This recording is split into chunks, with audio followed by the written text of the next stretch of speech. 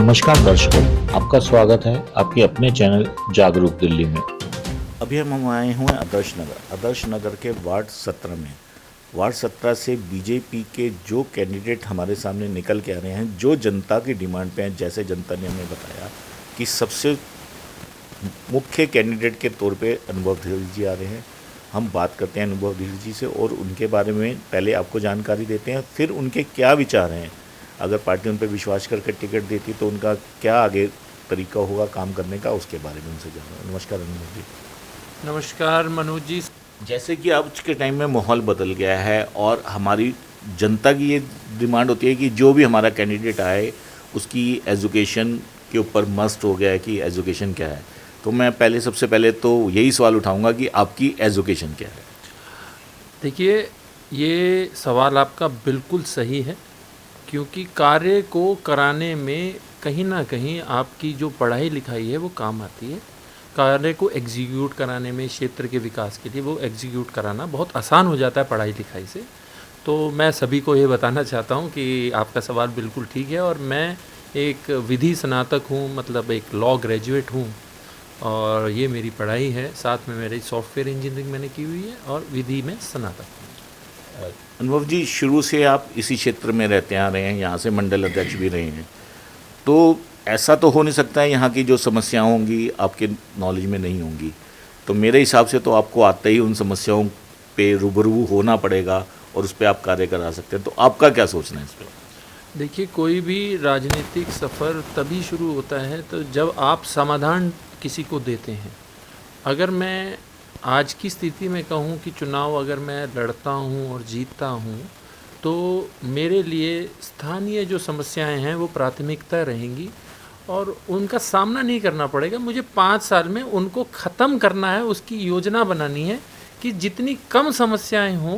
क्षेत्र में समस्याओं के ढेर रहते हैं और उनका निस्तारण करना मेरी सबसे पहली प्राथमिकता है। स्थानीय बहुत सारी समस्याएं हैं, क्योंकि वार्ड का चुनाव छोटा चुनाव होता है, सारी निगम की समस्याएं रहती हैं, तो उन समस्याओं का समाधान अब आप समस्याएं कहेंगे तो मेरे पास तो बहुत सारी समस्याएं, लोग बगैर काउंसलर होते हुए, बगैर किसी दायित्व पर, राजनीतिक दायित्व है मेरे पास लेकिन सत्ता का कोई दायित्व नहीं है, तो उसके होते हुए भी लोग मेरे पास काम कराने आते हैं और वो मुझे जानकारी है कि समाज में क्या क्या समस्याएं हैं, वो मैं अवश्य ही सॉल्व कराऊंगा, उनका समाधान करूंगा। ये मेरी प्राथमिकता रहेगी। आपने अभी राजनीतिक दायित्व की बात करी, तो मैं जनता को ये भी बताना चाहूँगा कि आज के टाइम में आपके पास पूर्व में और आज में क्या राजनीतिक दायित्व हैं इस क्षेत्र के? देखिए, मैं भारतीय जनता पार्टी का सिपाही हूँ और एक कार्यकर्ता होना सबसे बड़ा दायित्व है। उससे पूर्व मैं राष्ट्रीय स्वयंसेवक संघ का बाल्यकाल स्वयंसेवक हूँ। मेरा पूरा परिवार राष्ट्रीय स्वयंसेवक संघ का पूर्ण रूप से जिम्मेवारियों पर रहा है। मैं, चाहे वो मेरे पिताजी हों, चाहे मेरे भाई साहब हों, चाहे मैं हूँ, पूरा परिवार राष्ट्रीय स्वयंसेवक संघ का है।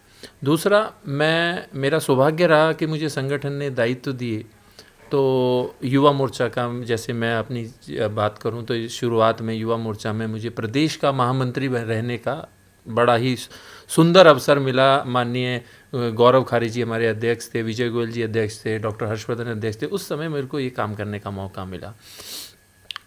उसके बाद मैं जिले में मंत्री भी रहा। इस मंडल का मुझे दायित्व मिला मंडल के अध्यक्ष होने नाते, और अभी मैं इस समय इस जिले का, जो केशवपुरम जिला है, भारतीय जनता पार्टी माननीय राजकुमार भाटिया जी जिला अध्यक्ष जी के नेतृत्व में मैं उपाध्यक्ष और इस मंडल का प्रभारी का इस समय मेरे पास जिम्मेदारी है। अब जैसे इस क्षेत्र में हमारे जो एमएलए हैं वो दूसरी पार्टी से, आम आदमी पार्टी से हैं। पार्षद शुरू से यहाँ पे अभी बीजेपी की ही थी, और अब उनका तालमेल कैसा रहा ये सब जनता जानती है। आगे आप अब आएंगे, हम ये सोचते हैं कि आपका और उनका तालमेल बिठाने में जो दिक्कतें होंगी उसके बारे में क्या सोचते हैं कि आज के टाइम में आप एमएलए से कैसे तालमेल बिठाएंगे? हम किस राजनीतिक परिवार से हैं, हमारे विपक्षी इस समय विधायक हैं, हम काउंसलर होंगे, डिफरेंट पार्टी से होंगे, लेकिन हमारी आइडियोलॉजी बिल्कुल सेम है। मैं इतना जानता हूं कि अनुभव धीर कार्य करने के लिए, समाधान करने के लिए किसी भी हद तक जा सकता है। भारतीय जनता पार्टी की सर्वप्रथम पंचनिष्ठाओं में राष्ट्रवाद, समाजवाद, इन सब चीज़ों के लिए मैं हर स्थिति तक जा सकता हूँ। चाहे मैं विधायक जी किसी भी पार्टी के हों, मैं उनके घर जाके उनसे गले मिल के उनके सामने प्रदर्शन करके समाज का काम करना मेरी प्रायोरिटी है। तो हर कार्य के लिए जो माध्यम मेरे लिए ठीक लगेगा, जो समाज मुझे कहेगा कि ये कार्य करना है और उसका माध्यम ये हो सकता है, उस माध्यम के लिए मैं सदैव समाज को समर्पित रहूँगा। जैसे कि इंदिरा आपकी आदर्श नगर विधानसभा की आदर्श नगर का ये क्षेत्र हमेशा से मार्केट के रूप में मशहूर रहा है और यहाँ पे मार्केट के होने के कारण पार्किंग की और अन्य समस्याएं भी बहुत हैं। उसके बारे में आपका क्या कहना है कि उन समस्याओं को आप कैसे टैकल करेंगे अगर पार्टी आप पे विश्वास करके टिकट देती है तो? देखिए, कोई भी निर्वाचित सदस्य का ये परम दायित्व है कि वो समाज में समाधान करे। तो मेरा जिस तरीके से जिस दायित्व पर मैं रहूँगा, तो मेरे लिए डिस्ट्रिक्ट पार्क इस क्षेत्र में लाना, चाहे पार्किंग को लाना, हमारे पास जगह बहुत है और उस जगह का उचित इस्तेमाल हम नहीं कर पा रहे हैं। उसके लिए चाहे मुझे किसी तरीके की भी लड़ाई लड़नी पड़े, मैं वो लड़ाई लड़ूंगा। आदर्श नगर को आदर्श बनाऊंगा। पार्किंग की समस्या को सॉल्व करना और ये जो डिस्ट्रिक्ट पार्क की डिमांड आदर्श नगर वाले लोग कर रहे हैं, किसी भी हद तक जाकर मुझे ये कार्य कराना है तो कराना है। आदर्श नगर में सुभाष पार्क नाम का एक पार्क, छोटा सा पार्क, इसकी भी मेंटेनेंस बहुत इम्पॉर्टेंट है। हमारे रामकिशन सिंगल जी आए, हमारे निगम में अन्य पदाधिकारी रहे, इन्होंने बहुत अच्छा स्वरूप यहाँ पर बहुत सालों बाद ठीक करके दिया है। मुझे उसे मेंटेन करना है और उसे और आगे ले जाना है, ये मेरी प्राथमिकता है। एक निगम पार्षद की समस्याओं, मूल समस्याओं में सफाई, यही नाली बनवाना, ये सब चीज़ें होती हैं, मगर इसमें हमेशा ये देखा गया कि बजट की समस्या डाल के निगम पार्षद चाहे वो किसी भी पार्टी के हो थोड़ा सा पीछे हट जाते हैं और लोगों को थोड़ी सी समस्याएं आती हैं। तो बजट लाना ये सब पार्षद का काम है, लोगों को इसका मतलब नहीं है। तो इस समस्याओं को कैसे आप झेलेंगे और कैसे इसका समाधान सोचते हैं कि हो सकता है? देखिए, ये जो फंड वाली बात आपने की कि फंड राशियां नहीं आ रही हैं, ये पिछले 5 सालों का इशू है, जब से अरविंद केजरीवाल जी सत्ता में आए हैं। उससे पहले निगम में कहीं पर भी किसी तरीके की फ़ंड को रिलेटेड कोई समस्या रहती नहीं थी। तो कहीं ना कहीं इसमें राजनीति है कि निगम में किसी तरीके से निगम को बदनाम किया जाए और भाजपा को बदनाम किया जाए, भाजपा की सरकार, क्योंकि निगम में उसको बदनाम करने का प्रयास ये लोग कर रहे हैं। मेरे को इतनी तुच्छ या घटिया राजनीति में नहीं पढ़ना है। आपने कहा था पढ़ाई लिखाई का इस्तेमाल होता है राजनीति में, तो मैं पढ़ाई लिखाई के इस्तेमाल से मैं आपको एक उदाहरण देता हूँ। आदरणीय हमारे विधायक रहे आदर्श नगर से रामकिशन सिंगल जी, आज़ादपुर गांव के लिए वो अर्बन डेवलपमेंट मिनिस्ट्री से भी फंड लेके आए। तो आर्ट ऑफ वर्क होना चाहिए, जिससे कि मुद्दों के लिए आपको पता होना चाहिए। आपकी पढ़ाई लिखाई इसमें बहुत मदद करेगी कि कहाँ से हम क्या लेकर आ सकते हैं, चाहे वो महापौर से फंड आने का हो या और किसी मिनिस्ट्री से फंड आने का, वो हम करेंगे। ये हमें जब जनता ने ये बोला कि आपने काम के लिए चुना गया आपको, तो वो काम होना चाहिए। वो कैसे होना चाहिए, ये मेरी जिम्मेवारी है, ये मैं करके दिखाऊंगा। अभी क्षेत्र में और भी कई समस्याएं होंगी, जैसे सुनने में आ रहा है गाड़ी चोरी बहुत हो रही हैं, और इन सब समस्याओं के लिए क्या क्षेत्र के विधायक और पार्षद मिलके ही काम कर सकते हैं, तभी काम हो सकता है? तो उनके बारे में आपका क्या कहना है? देखिए, आपने आधा बात बोली कि वो लोग काम कर सकते हैं। इसमें सिर्फ क्षेत्रीय विधायक और पार्षद का रोल नहीं है। इसमें यहाँ पर रहने वाले लोगों ने कुछ चुन के RWS बनाई हैं, मार्केट की समितियाँ बनाई हैं, व्यापार मंडल की समितियाँ बनाई हैं।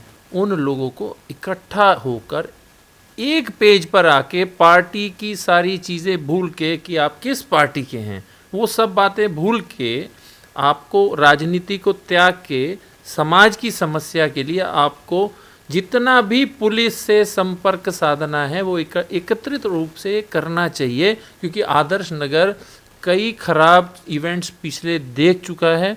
और मेरी इस विषय में बात भी हुई थी। गाड़ियाँ चोरियाँ हमारे यहाँ अमूमन रोज़ का विषय है। इस विषय में स्थानीय SHO साहब से मैंने एक रिप्रेजेंटेशन भी दी, उनसे एक बात भी की कि आप RWS को बुलाइए, सबको बुलाइए, रात को गेट बंद कीजिए।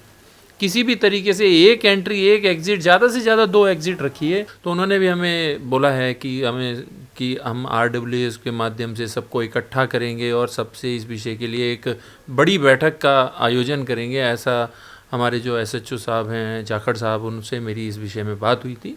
तो हम उस पर भी काम कर रहे हैं और कहीं ना कहीं सारे पार्टी के लोगों को, चाहे वो BJP के हों, कांग्रेस के हों, आम आदमी पार्टी के हों, सभी लोगों को एक पेज पर आके सब लोगों को क्षेत्र की इस समस्या का निवारण करना चाहिए और उसके समाधान के लिए जिस भी अथॉरिटी के पास जाना चाहिए, सभी राजनीतिक चीज़ों को छोड़ के गैर राजनीतिक रूप से इस सुरक्षा के भाव पर काम करना चाहिए।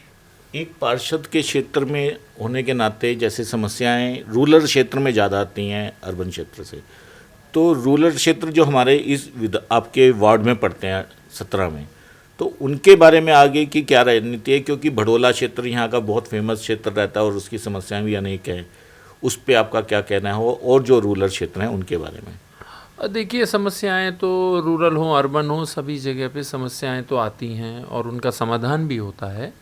तो जहाँ तक बात आप कर रहे हैं, हमारे यहाँ पर 3 अर्बनाइज्ड विलेज आते हैं मुख्य रूप से, जिसमें सराय पीपलथला, भड़ौला और आज़ादपुर।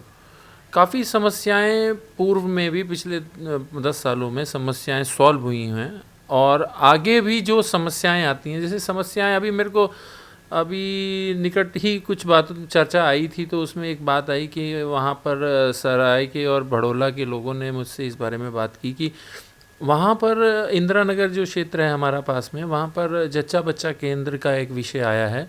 तो उस पर ऑलरेडी हमने निगम पार्षदा जी से इस बार विषय पे बात करनी शुरू कर दी है और इसको निवारण करने के लिए हम आज ही शुरू हो चुके हैं और हो सकता है चुनाव से पहले ही इस विषय का हम निवारण कर दें, समाधान कर दें।